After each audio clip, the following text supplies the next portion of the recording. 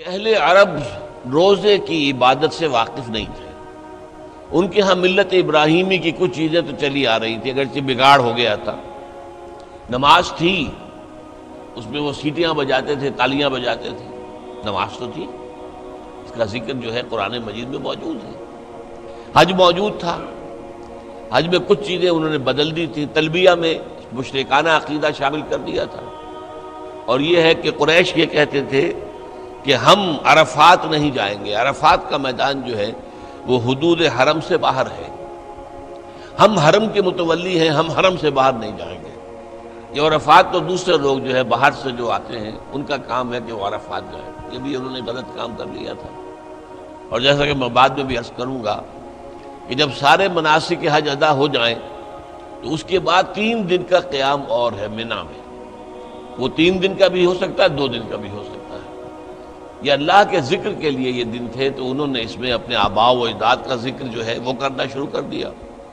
ہمارے بڑے ایسے تھے، ایسے بہادر تھے، ایسے سخی تھے، ان کا ذکر مبالغے کے ساتھ۔ تو بہرحال حج کے اندر انہوں نے خرابیاں تو ڈال دی تھی، حج موجود تھا، حج ہوتا تھا، طواف ہوتا تھا بیت اللہ کا۔ اسی طرح زکوٰۃ کے نام سے کوئی عبادت نہ صحیح، لیکن صدقات، خیرات، یہ تو ان کے ہاں تھا، لیکن صوم کی عبادت سے وہ واقف نہیں تھے۔ یہ لفظ جو عربی زبان میں آتا ہے یہ گھوڑوں کے لیے آتا تھا، گھوڑوں کو روزہ رکھواتے تھے۔ کیوں؟ آپ کو معلوم ہے ان کا پیشہ ہی تھا غارت گری، لوٹ مار، اور لوٹ مار میں خاص طور پر رات کے پچھلے حصے میں جا کے کہیں چھاپا مارنا، لوٹ مار کرنا، غارت گری کرنا، خوریزی کرنا، پھر وہاں سے بھاگنا۔ یہ جو گوریلا وار کا طریقہ ہوتا ہے، پھر وہاں پر مقابلے کرنے کے لیے رکنا نہیں ہے، پھر بلکہ وہاں سے بھاگ جانا ہے۔ اس کے لیے انہیں تیز رفتار سواری کی ضرورت تھی۔ ان کی جو عام سواری ہے اونٹ، وہ ویسے تو بہت سے اعتبارات سے ان کے لیے بہت موزوں سواری ہے، وہ پیاس بھی برداشت کر سکتا ہے، ایک ہفتے تک اگر پینے کو پانی نہ ملے تو اسے پرواہ نہیں ہے، بھوک برداشت کر سکتا ہے۔ ریت میں چلنے کے لیے اس کو پاؤں اللہ نے ایسے بنائے ہیں، چوڑے چوڑے پاؤں۔ پھر یہ کہ وہ دھوپ کی سختی، لو کی گرمی برداشت کر سکتا ہے، لیکن اس میں رفتار تیز نہیں ہے۔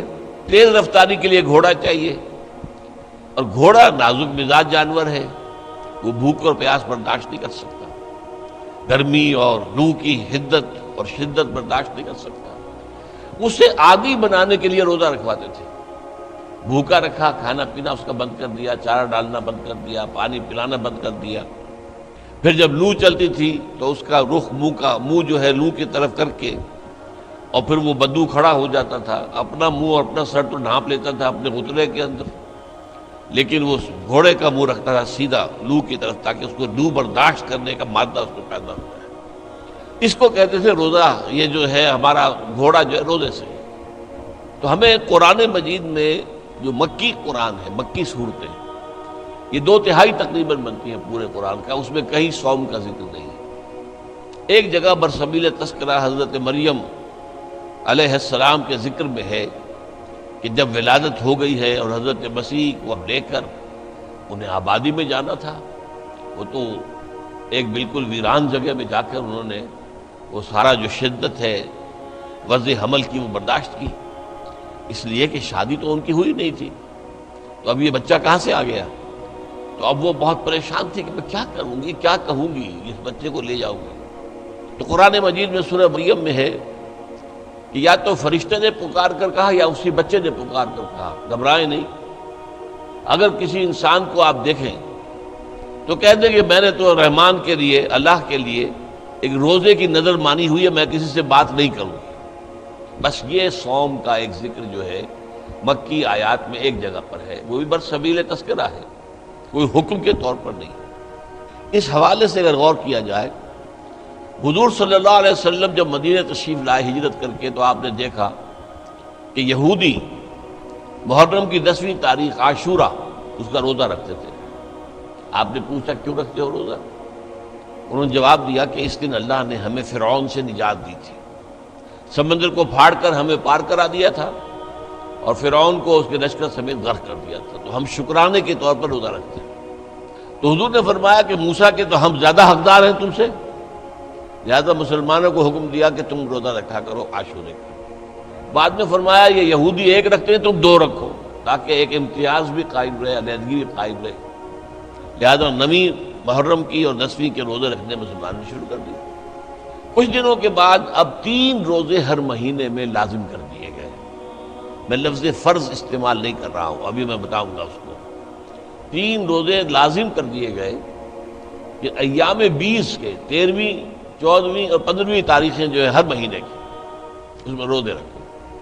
حکمت کیا تھی؟ ایک دم ایک مہینے کا روزہ فرض ہو جائے، اور وہ مہینہ فرض کیجئے مئی کا ہے، جون کا ہے، تو قیامت ٹوٹ پڑے گی لوگوں پر۔ انہیں عادی بناؤ رفتہ رفتہ۔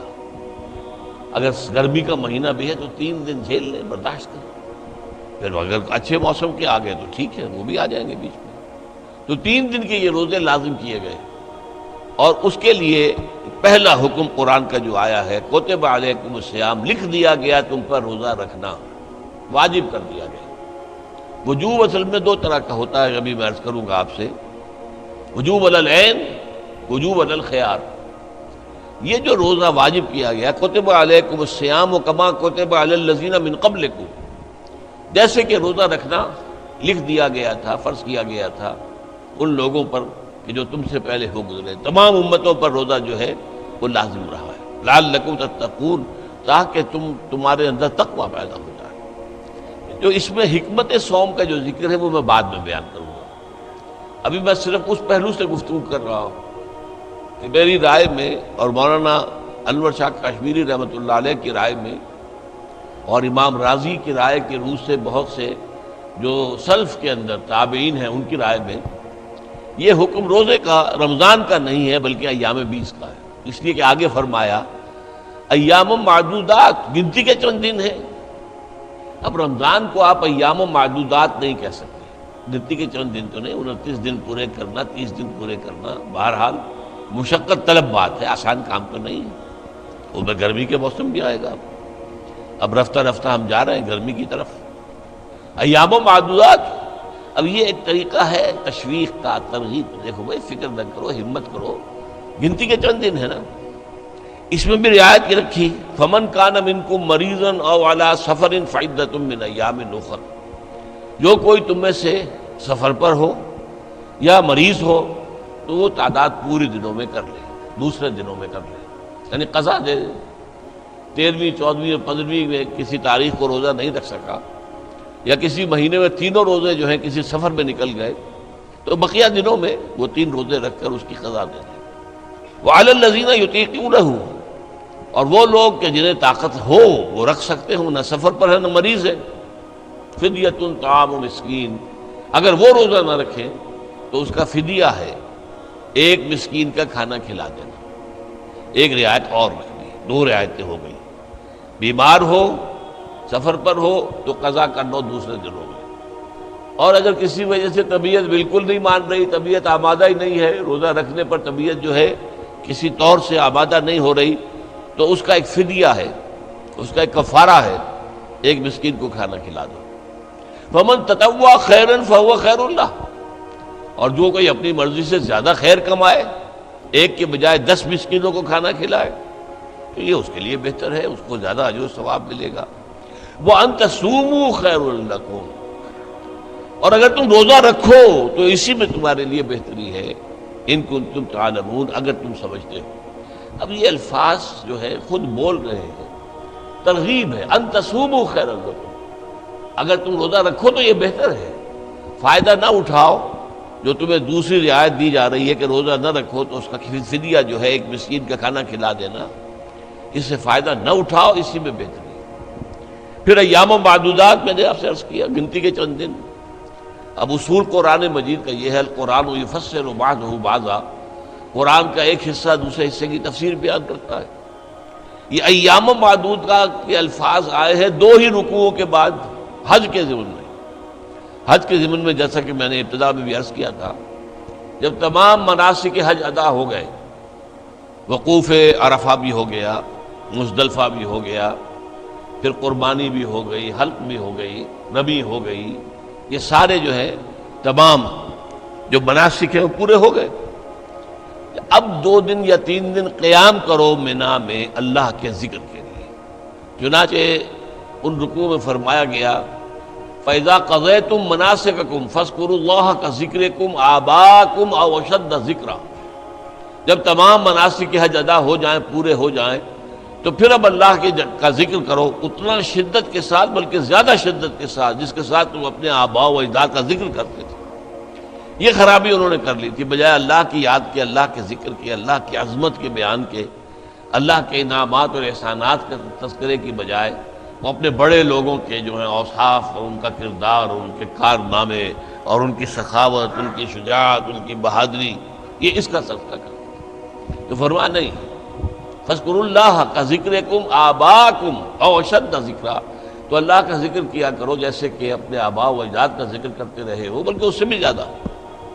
آگے چل کر فرمایا وَاذْكُرُوا اللَّهَ فِي أَيَّامٍ مَّعْدُودَاتٍ، وہی الفاظ آ گئے، ذکر کرو اللہ کا گنتی کے چند دنوں میں۔ فَمَن تَعَجَّلَ فِي يَوْمَيْنِ فَلَا إِثْمَ عَلَيْهِ، جو کوئی 3 دن پورے کرنے کی بجائے 2 دن پورے کر کے چلا آیا، اس پر بھی کوئی گناہ نہیں ہے۔ وَمَن تَأَخَّرَ فَلَا إِثْمَ عَلَيْهِ، اور جس نے مؤخر کیا اور پورے 3 دن وہاں پر لگائے، اس میں بھی کوئی گناہ نہیں ہے۔ اب یہاں 2 یا 3 دن کے لیے آ رہا ہے ایام معدودات، اسی طریقے سے وہ جو فرمایا ایام معدودات، فمن کان منکم مریضا او علی سفر فعدۃ من ایام اخر، یہ ہے در حقیقت اس روزے کا پہلا حکم، ایام 20 کے 3 روزے۔ جب رمضان مبارک کا روزہ فرض ہو گیا تو اب یہ واجب نہیں رہے، اسے کہتے ہیں وجوب علی الخیار، اختیار ہے، چاہے روزہ رکھ لو، چاہے ایک مسکین کو کھانا کھلا دو۔ جب رمضان کے روزوں کا حکم آیا یہ وجوب ختم ہو گیا، وجوب علی الخیار نہیں رہا، اب وجوب علی العین ہے، روزہ رکھنا ہی ہوگا لازماً۔ صرف ایک رعایت باقی رہی کہ ہاں اگر بیمار ہو، سفر پر ہو تو قضا کر سکتے ہو، لیکن تعداد پوری کرنی ہوگی، وہ آیت میں بعد میں پڑھوں گا ابھی۔ اب یہ جو رعایت رکھی گئی تھی جب روزہ رمضان کا فرض ہو گیا تو اب یہ 3 روزے جو ہیں ایام 20 کے یہی لازم نہیں رہے، لیکن حضور نے انہیں برقرار رکھا۔ آپ نفلی روزے رکھتے تھے، 13ویں، 14ویں، 15ویں جو دن تاریخیں ہیں ہر مہینے کی آپ روزہ رکھتے تھے، باقی رکھا۔ اور بھی جو لوگ جن کو اللہ تعالیٰ کا قرب جو ہے زیادہ پیارا ہے، روحانیت سے جنہیں زیادہ دلچسپی ہے، وہ نفلی روزے بھی رکھتے ہیں، ہفتے میں 2 روزے، پیر کا روز اور جمعرات کے روز، اور مہینے میں پھر 3، 13ویں، 14ویں اور 15ویں، یہ نفلی روزے۔ یہ رمضان کے روزے تو فرض ہو گئے نا۔ اسی طرح جو روزہ نہ رکھے تو پھر ایک مسکین کو کھانا کھلا دے، اگرچہ یہ مطلقاً تو یہ معاملہ ختم ہو گیا، لیکن حضور صلی اللہ علیہ وسلم نے حکمت دین کے پیش نظر اسے برقرار رکھا۔